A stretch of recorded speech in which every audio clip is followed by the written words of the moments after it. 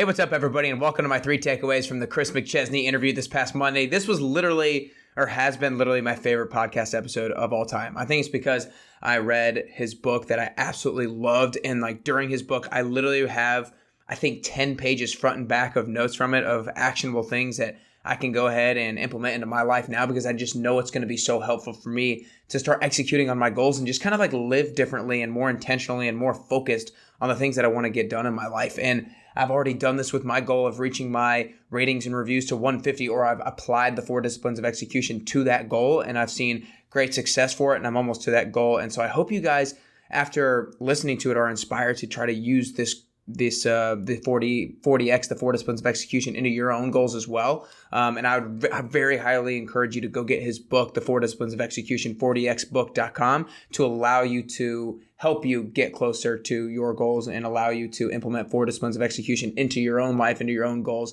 in the most effective way possible. So if you really like this interview, make sure you go back and leave a rating and review, and let me know what maybe your favorite discipline was, or maybe the most eye-opening or the most revealing discipline was to you that you know 100% that you can go start implementing into your life as well. And if you are bold enough, let me know what goal you're going to start to apply that to by messaging me on Instagram. I would love to hear what you're going to start applying 4 disciplines to in your own life to start chasing down a particular goal. But for now, let's get right into my 3 takeaways. Number 1 is create a winnable game. I wanted to make sure that I did not use the 4 disciplines in particular as my takeaways. So I kind of used the things that were most important or most eye-opening to me out of those disciplines. So like I said, number 1 is create a winnable game, because that's when you start really taking action on the things that you want to see make happen. If you think that what you want to make happen is not actually winnable, or you can't actually make it happen, then you're not going to actually take action on it, because we don't like futility. I love that quote of his. Human beings don't like futility. The moment they feel like their action steps aren't doing anything, aren't making any progress, that's when we start to quit. That's when we won't make any more progress. So we really need to take a moment of honesty with ourselves. Do I really buy this goal? Do I really buy it that I'm capable of accomplishing this thing? And that moment of honesty is huge for us. So I do really believe that it's important to make big goals. It's important to dream big, but only if you kind of dial it down into the smaller wins, the smaller things that you can actually see yourself completing and following through with. So if something does not feel like a winnable game for you right now, either scale it back into smaller steps, or maybe move on into something that you feel like is a little bit more winnable for you. Number 2 is create a target, not a concept. You have to have the X to Y by when. You have to have the start to finish and the by when date in order for really a goal to become real to you, because that's when you can really start knowing how much progress you've actually made, how much time you have left, and everything like that, your progress and your progress along the journey, really. And I really love his example of NASA. Back in the 1980s, NASA had the goal of leading the world in space expedition. That's very much a concept.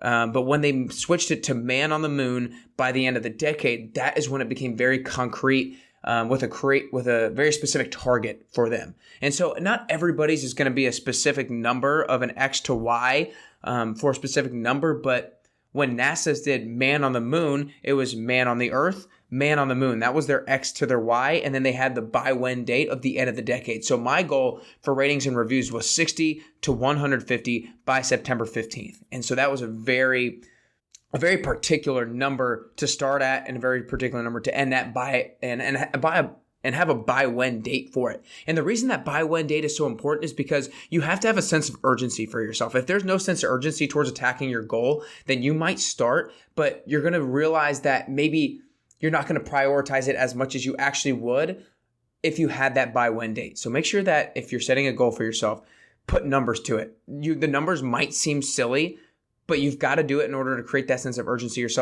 for yourself, and so you can actually see the progress to see if you're getting closer to that particular goal. And number 3 is make the important seem urgent. I think this is unbelievably important, because I think we get distracted so much in our everyday lives by all the things that's thrown at us. And I think it's nothing that we can blame ourselves on, or blame anyone on, because we are bombarded with so much, with phone calls, with text messages, with emails, with notifications on Instagram, Facebook, Twitter, all these things that are yelling at us because they're flashing at us and they seem so urgent at the time, but are they really important? Because to me, I think there's so much in our life that we have to do. We have to sustain, like Chris McChesney talks about. There's 80% of our life that we just have to sustain.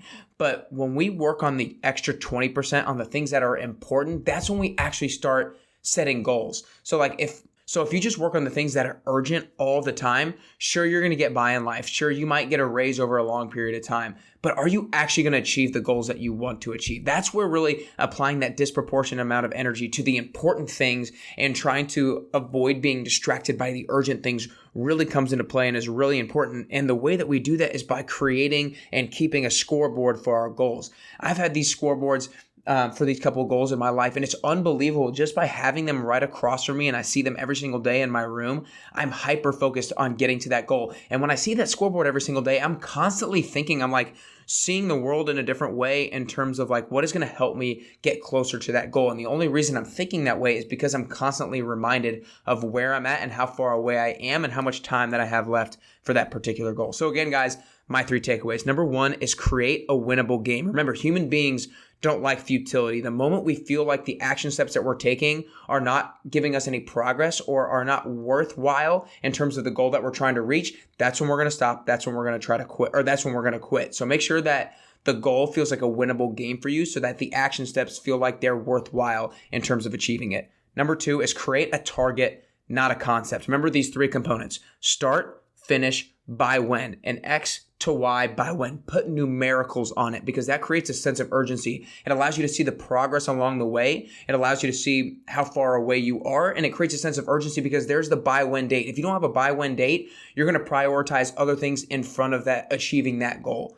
Number 3 is make the important seem urgent. If you keep a scoreboard for yourself, that automatically trains your brain to think that this thing is super urgent, even though it's not one of these things that is kind of distracting us. And when I say distracting us, it's these things like notifications from Instagram, Twitter, Facebook, it's emails, text messages, phone calls, that sometimes these things we have to act on right away, but the majority of the time they can be brushed off towards a little bit later time in the day or maybe a little bit later time in the week for the thing that we need to really apply disproportionate energy to, because that's what's really going to help us achieve our goals. So I hope you guys enjoyed these 3 takeaways. I try to stay away from the 4 disciplines in and of themselves because I wanted to give you guys something a little bit different. So make sure that you guys get this book. I'm telling you, it's going to be a game changer in your life. It's been a huge game changer in my own life, and you can get it at 4dxbook.com. If you want to connect with Chris McChesney on LinkedIn, he's Chris McChesney. He works for Franklin Covey, and he's got some awesome 4 disciplines of execution workshops that he's holding around the country. And so you can stay up to date if you want to attend one of those. I promise you they're going to help you get closer to your personal goals. They're going to help you get closer to your professional and your business goals and everything like that. So I hope you guys really enjoyed this episode, and I hope something here is going to help you get a little bit closer and closer to your best you.